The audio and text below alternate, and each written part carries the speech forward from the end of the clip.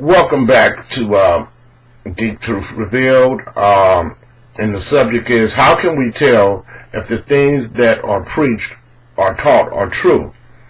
We're going to use for scripture we're going to come from is going to be Genesis chapter 1. We're only going to focus on basically verses chapter 1, verses 1 through 5. I'm going to talk about some things that I have heard when I was coming up in church, and particularly after I was called, that I see happening. And this type of teaching is called assumption teaching. And here's what I mean. Here we go. This is Genesis chapter 1, verses 1 and 2. In the beginning, God created the heavens and the earth. And the earth was without form and void, and darkness was upon the face of the deep. And the Spirit of God moved upon the face of the water. Now, I've heard ministers say that God doesn't do anything in part, or He doesn't do anything halfway. He doesn't create something all jacked up and messed up. God's work is complete and perfect from the beginning. Honestly, that is assumption, because there's no scripture that actually says that. Even in this text, which we're about to look at, I'm going to show you where that assumption is actually rebuked. Let's look at it. This is verse 3, 4, and 5. And God said, "Let there be light," and there was light. And God saw the light that it was good. And God divided the light from the darkness. Okay? Now, He said He divided it. So if He divided it from the darkness, that means when He first created it, it was with the darkness. It was intermingled. So it was intermingled. It wasn't separated. He divided it. So if He is dividing it when He first created it, that means it was, if you will, for lack of a better term, it was created in a chaotic state. And actually, it really is not chaotic only from a natural perspective. From God's perspective, it was created in a perfect state of peace and of unity. Okay? However, God, knowing all things, know that that state could not remain. But this is the realm in which God has ordained for right and wrong, good and evil, light and darkness to dwell. So therefore, and it dwells together. On earth we have righteousness and unrighteousness. We got a good and evil. It dwells together on earth. So this is the realm that God created those things to dwell on. But that's one scripture which in the text shows you God's ways. So it doesn't show you that God created light and it was instantly separated from the darkness. He divided it. But first He created it within. Now let's go back to Genesis chapter 1, verses 1 and 2 again. It says, "In the beginning God created the heavens and the earth was without form and void."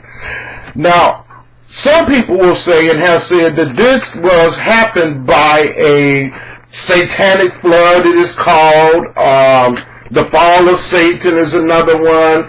They call it Satan, the deluge of Satan.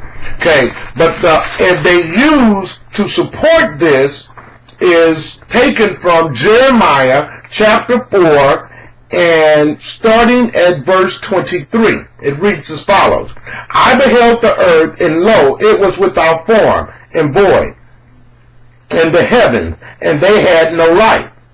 I beheld the mountains, and lo, they trembled, and all the hills moved lightly. I beheld, and lo, there was no man, and all the birds of heaven fled. I beheld, and lo, the fruitful places was a wilderness, and all the cities thereof were broken down at the presence of the Lord and at His furious anger." So they use this scripture to plug in between Genesis chapter 1 and chapter 2, chapter 1, verse 1 and 2, and say that there was a chaotic place, there was something that took place that made the earth without form and void. Now, in order to confirm this, because that teaching is out there, you need to know how to search the scripture to see if what is said is true. Now, we shall do just that. Remembering that God's ways is not man's ways, neither is His thoughts man's thoughts. This is written of in Isaiah chapter 55, by the way, verses 8 and 9. But let's look at this point. Proverbs chapter 8. Proverbs chapter 8, we have wisdom speaking. And we're going to go right into what he has to say. In this case, wisdom is called she. And we'll get into that, why God is referred to as a he and a she. Because he is genderless. He's a spirit. But anyway, this is Proverbs chapter 8. And we're going to go, I would recommend you read 8:22 through 31. We're going to start at 24. No, we're going to start at 22 and then we're going to go to 24. The Lord possessed me in the beginning of his way, before his works of old. I was set up from everlasting, from the beginning, or even the earth was. When there was no depths, I was brought forth. When there was no fountains abounding with water. Before the mountains were settled, before the hills was I brought forth. So here he says the mountains were settled. Well, if they were settled, that means that they were set in place. They were designed and they were set in place. And when they were designed and set in place, they were settled there. But then he says before the hills. So they were showing an order here. When God created the heavens and the earth, he created it, but then he formed it. He fashioned it, just like man. Okay? So, going on, this is verse 26. While as yet he had not made the earth, okay, nor the fields, nor the highest parts of the dust of the world. What are the highest parts of the dust of the world? Mountains. So he had not made them. See, so we're showing here in Proverbs, we're seeing clearly that there's an order to God's creation. He just doesn't speak and boom, everything is there. That's not how he operates. Okay? Everything is there, but it's there in the state that he designs it, that he can measure it out, weigh it out, command the waters not to proceed, so forth, and so on. Verse 27. When he prepared the heavens, I was there. When he set a compass on the face of the depths. When he established the clouds above. When he strengthened the fountains of the deep. When he gave to the sea his decree that the water should not pass his command. When he appointed the foundation of the earth. Do you see the details here? It's showing us that there's an order here. God is establishing this. He's setting forth that. He gave the sea a command not to pass the shoreline. He just didn't boom and it was there. He just didn't say earth and then the earth was totally perfect and the mountains and the hills were there and settled and the deserts and the valleys. That's not what he did. He formed and he fashioned it. God is a master craftsman. He formed and fashioned it. And in fact, let's look at this. Another place, and this is searching the scripture. First place is Proverbs 8:22 through 31. We see where it mentions how God created the heavens, or manifested or formed the earth. It was without form. Then he gave it a form, but he created it first. And he created it in the waters that he had created. This is Job chapter 38. And this is the Lord actually speaking to Job. This is Job chapter 38, verses 1 through 7. Starting at verse 1. Then the Lord answered Job out of a whirlwind and said, Who is this that darkeneth counsel by words without knowledge? Gird up your loins now, gird up your loins like a man, for I will demand of thee, answer thou me. Where was thou when I laid the foundation of the earth? Declare if you understand it. So God said he laid the foundation of the earth. Said he laid it. Who have laid the measure thereof? Who have laid the measure thereof, if thou knowest? Or who have stretched the line upon it? Upon whereupon all the foundations thereof fastened? Who has laid the cornerstone thereof? When the morning stars sang together, and all the sons of God shouted for joy. Okay, God said then here, he says that there's a line of measurements to the earth's foundation. He says here that he asked Job who stretched out this line upon this foundation.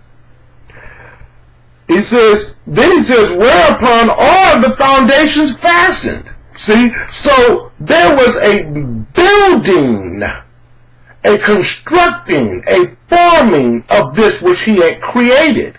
He created everything in an instant. When he created the earth, he created everything there, but not in order. He provided all the materials that he would need, is what he did. But he did not do it in order. Another place we can see this is Isaiah chapter 40. This is Isaiah chapter 40, and starting at verse 12. It says, whom have measured the waters in the hollows of his hand, and knit out the heavens in a span. Now you look this up. He measured the waters in the hollow of his hand. He measured it. It's the Lord that did this. And then the heavens in the span. This is a span. It's the span of your hand. It's the span of his hand that he measured the heavens. This is what the Lord did. It says here, going on, and comprehended the dust of the earth in the measure. He comprehended the dust of the earth. Do you know what it means to comprehend something in a measure? It means that you measure it out, you balance it out, you scale it, you weigh it. He comprehended the weight of the dust. Okay? Then he goes on, of the earth in a measure, and weighed the mountains in a scale. So he made the mountains weigh a certain amount, and he did it in his scale. He had a scale that he weighed the mountains, and the hills in a balance. And he put the hills in a balance. A balance is actually a scale that balances it out. Anyway, who have directed the Spirit of God, or the Lord, or being his counselor have taught him. See, God did these things. He just didn't make the mountains appear. He weighed them in a scale. You know, he measured the water in the hollow of his hand. He measured the skies in the span of his hand. This is what God did.